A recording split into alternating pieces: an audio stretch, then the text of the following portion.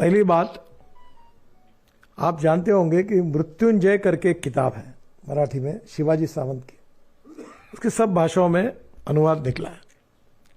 शिवाजी सावंत जी ने बहुत अच्छी बात रखी है कि उन्होंने कहा है कि अगर शांति और अहिंसा प्रस्थापित करनी होगी तो सामर्थ्यवान व्यक्ति ही समाज में और देश में शांतता प्रस्थापित कर सकता है, और दुर्बल व्यक्ति ने शांति पर कितने भी भाषण किए तो दुनिया सुनती नहीं है। और इसलिए सब बातों का एक ही इलाज है। आज इस्राएल इतना छोटा सा देश है, कितना छोटा है, फिर भी खड़ा है। क्यों? आज अमेरिका की दादागिरी जो चलती है, क्यों चलती है? इसका कारण ताकत। आज मिसाइल में, डिफेंस में खंडारे साहब बैठे हैं। वो लड़ाई में हम लोग पहले पिक्चर में देखते थे, वो ट्रक में सैनिक लड़ते हैं, वो राइफल लेते, फिर कुत्ते, फिर ऐसा लेके दौड़ते हैं। और मैं ईरान के प्रधानमंत्री के उस सेरेमनी के लिए गया था। वहाँ एक 5 स्टार होटल है, वहाँ सब राष्ट्र के प्रमुख उतरे थे। मोदी जी ने मुझे भेजा था। तो कार्यक्रम 5 बजे था उनके संसद में। तो हम 15-20 लोग थे जो फॉरेन डिग्नेटरीज थे। तो हमने कॉफ़ी वगैरह पी ऐसे छोटे से रूम में, फिर सबका स्वागत हुआ। तो एक व्यक्ति कोई राष्ट्र का प्रमुख नहीं था। तो मुझे लगा ये कौन है, तो मैंने भी हाथ मिलाकर पूछा। तो हम्मस करके जो है उसका प्रमुख था, पर वो चीफ जस्टिस के साथ और प्रधानमंत्री के साथ पीछे जा रहा था, और बाकी हम लोग पीछे थे, और सरकार ने उसको प्रायोरिटी दी थी।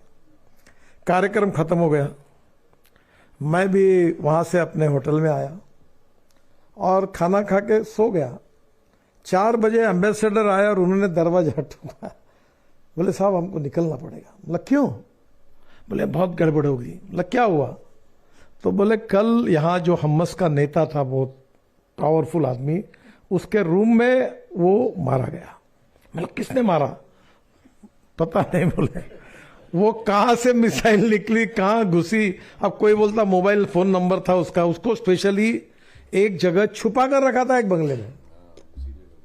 वहां जाकर, उस रूम में जाकर वहां मार दिया। तो आने वाला समय जो है वो futuristic technology and futuristic vision for development in defence, agriculture, industry, trade, business, export, ये सब हमको करना पड़ेगा। आज सबसे बड़ा राष्ट्रवाद कोई होगा उदय जी, तो देश के इंपोर्ट को कम करना और एक्सपोर्ट को बढ़ाना। क्या परिस्थिति बनी है हमारी। मैं 2 दिन मुश्किल से रहता हूं, इन्फेक्शन हो गया। ये दिल्ली पूरा प्रदूषण से त्रस्त है। क्यों है? मैं ट्रांसपोर्ट मंत्री हूं, 40% हमारे कारण होता है, क्योंकि ये fossil fuel, petrol, diesel. Sudarshan ji कितने बार मुझे कहते थे कि इस देश का किसान अन्नदाता नहीं ऊर्जादाता बनेगा, ईंधन दाता बनेगा, हवाई ईंधन दाता बनेगा। अब सब बन गया, बिटुमिन भी बन गया, पर कोई विश्वास रखने के लिए तैयार नहीं। और आज भी इतना 22 लाख करोड़ हम खर्चा कर रहे हैं।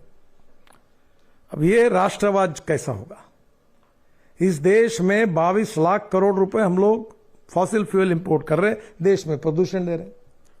क्या हम अल्टरनेटिव फ्यूल और बायो फ्यूल में आत्मनिर्भर भारत नहीं बना सकते? मैं गाड़ी में आया हूं, 100% इथेनॉल पे चलने वाली दुनिया की पहली गाड़ी है इनोवा। 60% बिजली तैयार करती है। 1 लीटर पेट्रोल के भाव में एवरेज की तुलना करें तो ये गाड़ी का 25 रुपए लीटर पेट्रोल का भाव होता है। प्रदूषण 0 है। हाइड्रोजन हम बना सकते हैं। इलेक्ट्रिक की गाड़ी अब कितनी पॉपुलर। जब मैंने इलेक्ट्रिक गाड़ी की पहली गाड़ी शुरुआत की थी तो कीमत थी $150 पर kWh लिथियम आयन बैटरी की। अब तो 55 हो गई। अब sodium ion, zinc ion, aluminium में टेक्नोलॉजी आ गई।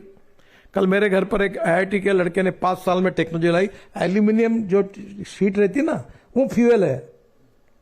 एल्यूमिनियम मेरा टेक्नोलॉजी, उसके ऊपर बस, गाड़ियां, हवाई जहाज और ट्रक और कार चलने वाली है। दुनिया बदल गई, हमारे लोग प्रयोग कर रहे हैं, हम उसको प्रायोरिटी दे।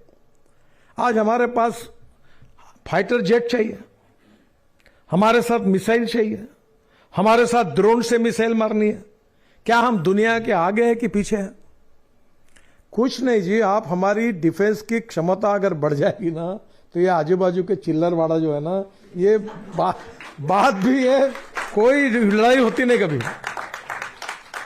आप देखो मोहल्ले में तो हमको सबको ज्ञान सिखा सकते हो, पर कोई पहलवान होगा जो उसके मोहल्ले में दादागिरी चलती, उसको कोई सिखाता क्या ज्ञान? नहीं, उसको दादा दादा दादा करके उसके पीछे लगते सब, क्योंकि उसकी चलती है। राष्ट्रवाद हमारे विचारों का आत्मा है। ये बात जरूर है कि 47 के बाद जो जो गलतियां हुई उसने हमारा बहुत नुकसान किया है, और वो गलतियां हुई है उसको समझना है हमको, उस इतिहास से समझना है कि भविष्य में हमको इस गलतियों को सुधारते हुए आगे कहाँ जाना है। और मुझे लगता है कि गलतियां सुधारनी होगी तो गलतियां समझनी चाहिए, और गलतियां समझने के लिए आपने किताब में बड़ा इंडिपेंडेंट, इम्पार्शल और फेयरली आपने लिखा है। देखिए, हर मुस्लिम आतंकवादी है ये कहना भी गलत है। कौन कितना फंडामेंटलिस्ट है, कितना ज्यादा जहरीला आतंकवाद उसमें है, कट्टरवाद है, उसमें ग्रेडेशन करना पड़ेगा। You are absolutely correct. और डॉक्टर अब्दुल कलाम हमारे आइकॉन है, आज हम उनको मानते हैं, पर डॉक्टर अब्दुल कलाम जैसे लोग हैं उनकी मेजोरिटी बढ़ानी पड़ेगी, शिक्षा को पहुंचाना पड़ेगा। नहीं तो मैं अक्सर देखता हूं कि क्या है मुस्लिम समाज में, क्या करते हैं सब लोग? चाय का दुकान, पान की टपरी, पंक्चर का दुकान, पान ठेला, इसके अलावा कोई धंधा नहीं। एजुकेशन का अभाव है, पॉपुलेशन बढ़ती जा रही है, और फिर जो लोग, आपको पता ही है कि मदरसे में क्या होता है जो आपने बताया। अगर सही संस्कार मिलते, सही विचार, ये जरूरी नहीं है कि एक बार नहीं, कोई 100 बार नमाज पढ़े, कोई मस्जिद में जाए, कोई मंदिर में जाए, बौद्ध विहार में जाए, गुरुद्वारे में जाए, हमें कोई किसी के इसके लिए आपत्ति नहीं है। संविधान में भी अधिकार दिए है। हमें प्रश्नों को इस प्रकार से उसका एनालिसिस करके अलग करना होगा, और उसका सटीक विश्लेषण करते हुए भविष्य के हित के लिए हमें नेशन फर्स्ट की विचारों में उसके साथ सोचकर नीतियां बनानी होगी, और वो नीतियां सामर्थ्यवान भारत की होगी। खंडारे जी जो कहा कि विदाउट सामर्थ्य विकसित भारत को विनिंग नहीं है, और इसलिए विकसित भारत भी चाहिए, सामर्थ्यवान भारत भी चाहिए, और विश्वगुरु बनाने वाली जो सनातन भारतीय हिंदू संस्कृति है, जो मूल्याधिष्ठित जीवन पद्धति और परिवार पद्धति पर आधारित है, जो विवेकानंद जी ने शिकागो में कहा, जो दुनिया ने स्वीकार किया था, वही बात को लेकर हमारे उस बात को दुनिया के, विश्व का कल्याण हो, पर कल्याण हो कहने वाला ताकतवान चाहिए। सामर्थ्य की पूजा होती है। तो मुझे लगता है ये विजन अगर हमारी होगी तो आने वाले समय में हम विश्वगुरु भी बनेंगे। आर्थिक दृष्टि से, शैक्षणिक दृष्टि से, औद्योगिक दृष्टि से हम विकास भी करके आत्मनिर्भर भारत भी बनाएंगे, $5 ट्रिलियन की इकोनॉमी बनाएंगे, और उसके साथ हमारी कल्चर, इतिहास, संस्कृति, विरासत के कारण हम विश्व शांति को भी प्रस्तापित कर सकेंगे, क्योंकि हम मूलतः जेनेटिक्स से हम किसी के विरोध में नहीं है। कभी हमारे यहाँ छत्रपति शिवाजी महाराज का इतिहास जो है, हम तो उनको, शिवाजी महाराज हमारे हृदय में, माँ पिता के ज्यादा शिवाजी महाराज पर प्रेम है। जो कुछ हम बोलते हैं, सीखते, सब शिवाजी महाराज। हमारे मराठी में उनका वर्णन किया था, यशवंत, कीर्तिवंत, वरदवंत, सामर्थ्यवंत, जाणता राजा, निश्चयाचा महामेरू, बहुत जनासी आधारू, अखंड स्थितीचा दिदारू, श्रीमंत योगी।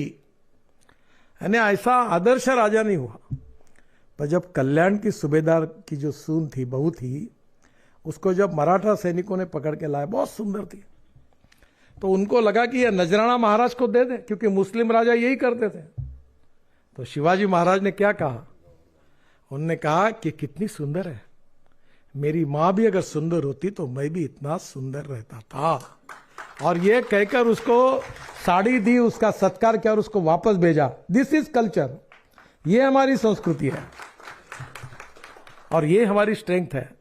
अब उसको कोई सनातन संस्कृति कहे, भारतीय संस्कृति कहे, कोई हमारे हिंदू संस्कृति कहे, इसमें विरोधाभास नहीं है और यही हमारी सबसे बड़ी ताकत है। पर संस्कृति का जतन करते हुए सामर्थ्यशाली बनना, तो शांतता प्रस्तापित होगी और हम विश्वगुरु बनेंगे।